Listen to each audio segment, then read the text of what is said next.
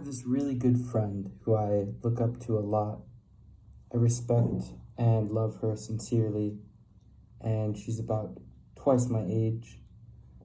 And I've always looked up to her as someone who's very in tune with her emotions and who listens really well and asks the sort of questions in conversation that anyone would love to be asked. That just shows someone that they're really caring. And she recently said to me that she's so excited that we're going to meet up again because she just can't even imagine all the stuff that I've been learning about Buddhism, spirituality, and that she wants me to tell her all about it.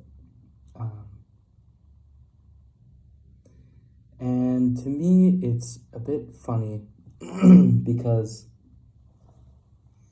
of course, these teachings have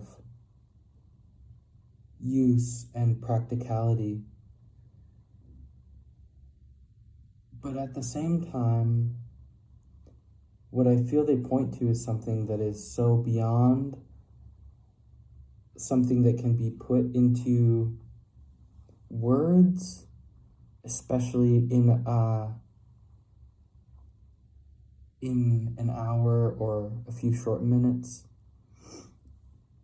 So for some context, I've been doing some learning academically and personally, but I don't want to give too much information about that because I just don't think it's important to share.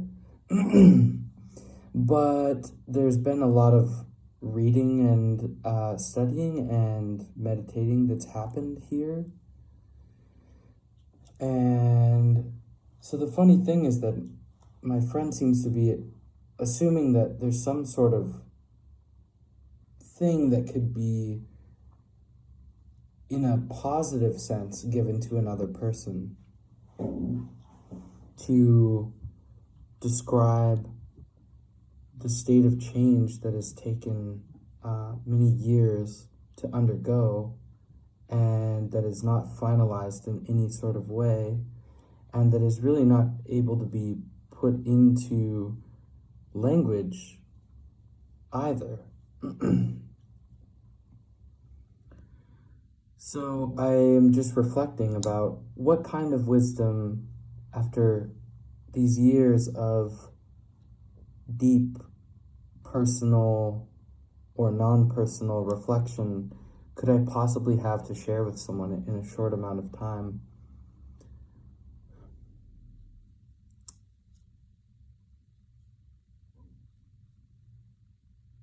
I could go off about emptiness, about non-self, about non-duality, about the differences between Yogacara and Madhyamaka philosophy, or the historical telling of the spread of Buddhism and why different schools appeared to counter the ideologies posited by previous schools.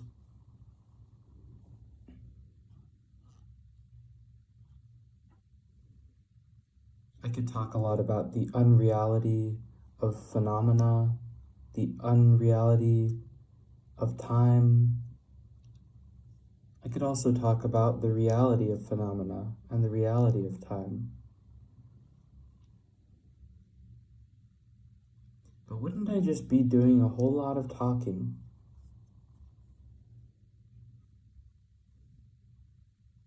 Wouldn't I just be trying to rationalize with concepts?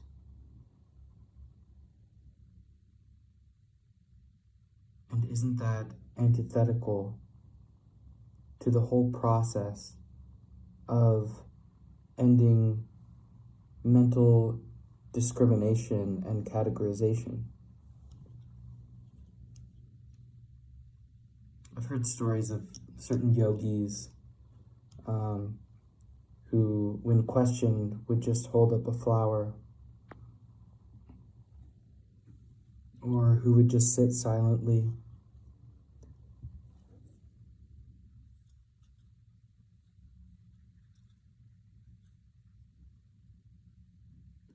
But at some point, it does seem that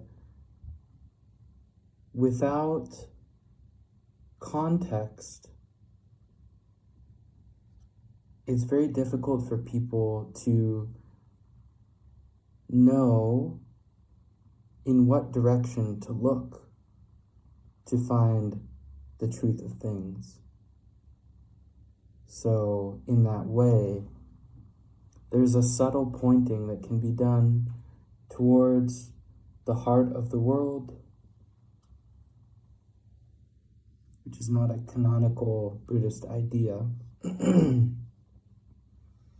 but maybe would be appreciated from mystics of other traditions.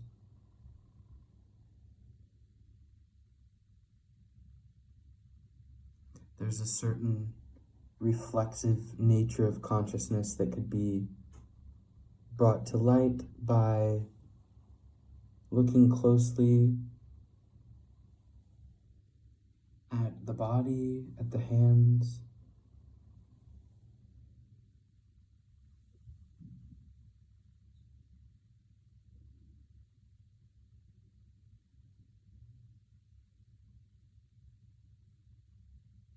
but really there's nothing that can be said.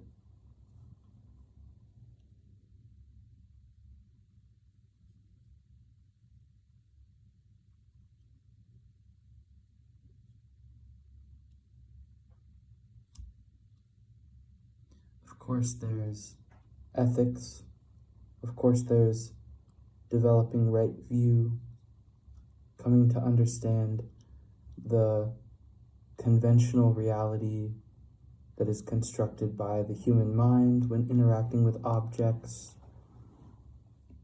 and mental phenomena.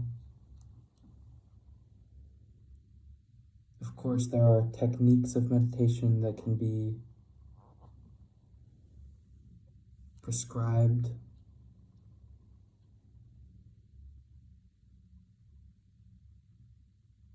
But if I'm being fully honest, there's really nothing that I know that everyone else doesn't already know. And I'm not talking about the type of knowing that is post-cognition, but maybe the type of knowing that is pre-cognition. The resting state of internal aliveness, out of which everything else comes, out of which perception happens, out of which mental formations arise and become the causes for further effects that also become causes that continue cyclic existence through conditioning, through interdependence.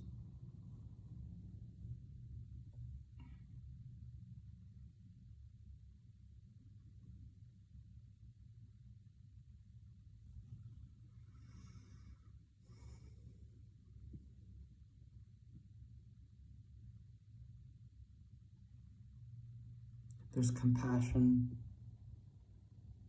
and selflessness that I still have a long way to go towards. I say I with the caveat of anatta, or non-self, being implicitly understood, and words like I and you and here and there being conventional terms that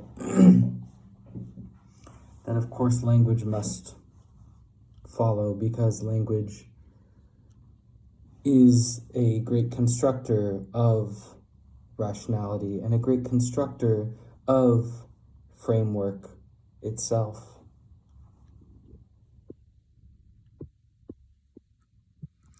Today I was looking at a pond,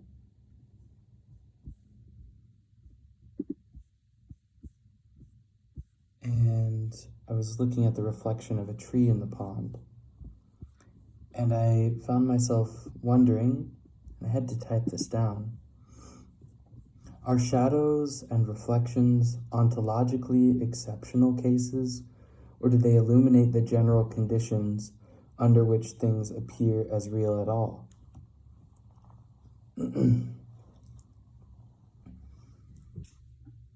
as soon as I was feeling on the precipice of understanding how the reflection I was looking at was no more unreal than the apparent apparatus of sunlight bouncing off of the tree that was being reflected into my eye and turned by my ocular processing system and the rest of my brain to create and construct this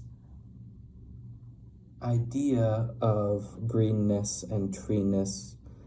As soon as I was right on the cusp of that, a big old leaf fell from the tree above me and whoosh, smacked me right in the face. I thought that was awesome. That was my favorite part of the day, actually.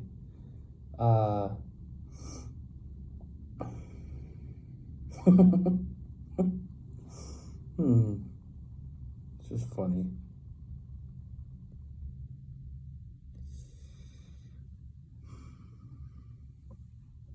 I want to be clear that I'm not being so quiet and thoughtful about what I'm saying because I'm having some sort of deep, mysterious experience while talking. It's that I don't know. That's where my quietness and my hesitancy to say anything comes from, is a not knowing, which I think was a direct result of being drawn into this sort of framework.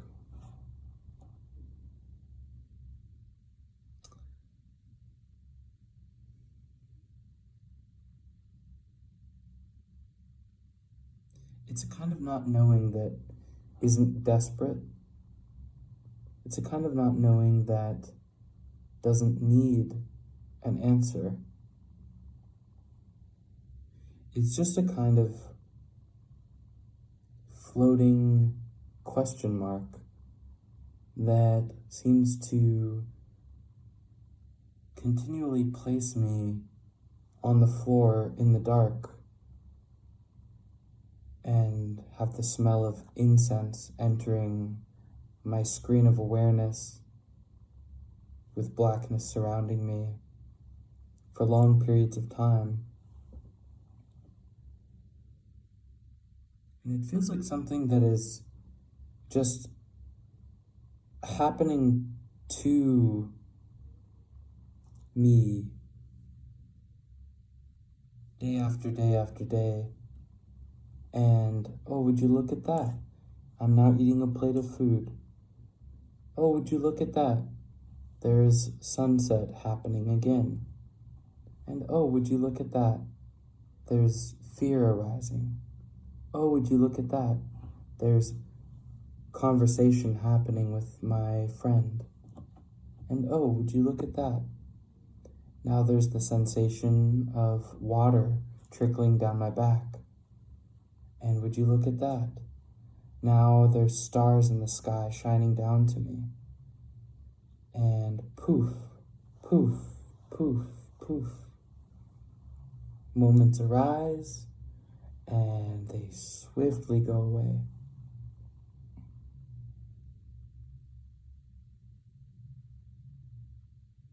they go away with such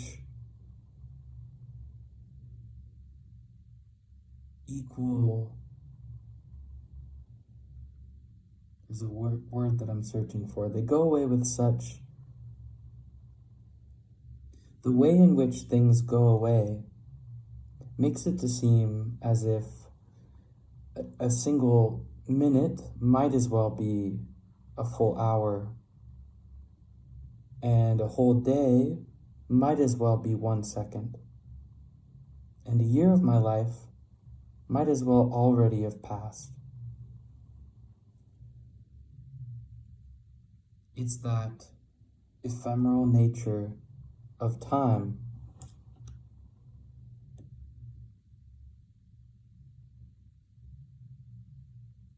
And now they're sitting and talking into a phone. And soon there will be stripping the clothes off and laying in bed and feeling a warm sensation called sleep wash over the conscious system. Yeah. So I don't know if I've made anything clear by any of that, but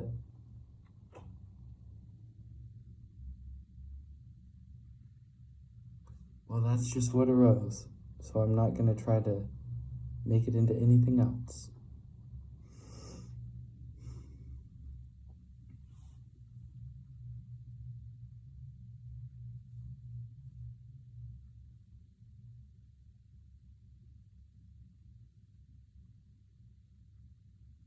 Everything will be okay. I know that.